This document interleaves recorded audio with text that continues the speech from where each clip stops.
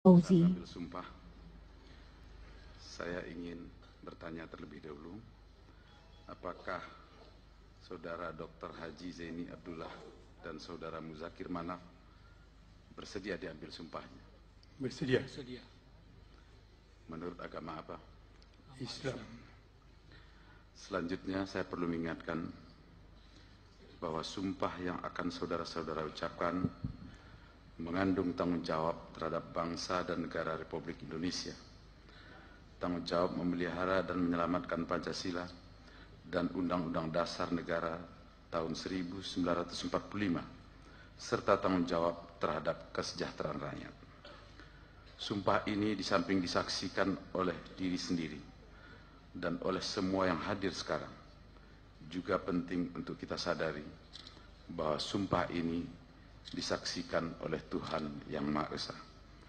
Karena Tuhan itu Maha mendengar dan Maha mengetahui. Sumpah ini hendaknya diucapkan dalam kesadaran yang sepenuhnya dan dengan kemauan yang sungguh-sungguh. Sumpah ini adalah janji terhadap Tuhan yang Maha Esa dan manusia yang harus ditepati dengan segala keikhlasan dan kejujuran. Selanjutnya, saudara, agar mengikuti dan menirukan kata-kata saya dengan khidmat. Demi Allah saya bersumpah. Demi Allah saya bersumpah. Akan memenuhi kewajiban saya. Akan memenuhi kewajiban saya. Sebagai Gubernur Aceh. Sebagai Gubernur Aceh. Sebagai Wakil Gubernur Aceh. Sebagai Wakil Gubernur Aceh. Dengan sebaik-baiknya. Dengan sebaik-baiknya. Dan seadil-adilnya. Dan seadil-adilnya. Memegang teguh Undang-Undang Dasar. Memegang teguh Undang-Undang Dasar. Negara Republik Indonesia. Negara Republik Indonesia. Tahun 1945. Tahun 1945. Dan menjalankan segala undang-undang. Dan menjalankan segala undang-undang. Dan peraturannya. Dan peraturan. Ihinan roh yang baju yang kata bahawa bangga. Bayang? Hana moho tak holeh, hana empat le kenira. Hana itu pu yang benar, hana itu pu yang salah. Apa masalah dia? Orang yang jet ke ni palak dia kena masa perang dan hubungan tu. Ni artinya mata-mata, artinya pun kianat. Makin ramai lah yang tu Belanda je makin jeroh ke je. Kerana orang Aceh pun terlingkar. Yang kupaga je ya. Tapi orang mata Belanda, hanya itu mai orang Aceh. Puh lagi nak bak ibu orang Aceh tem pula. Menyana orang tem, nah yang tem. Awak boleh belang. Awak untuk roh.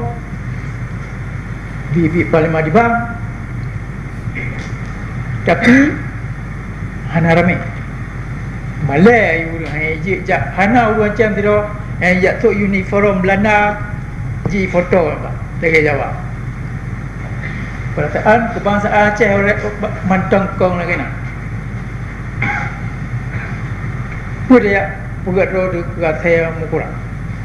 Ni Belanda ke penang ina. Orang yang Aceh yang je pulau yang makan lebih ina. Yang tikap orang Aceh. Dia mantong merdeka. Ya orang yo Jawa kemah ya apa orang cari pulau ni ya buhnan camat bupati kodim kodam ngar betul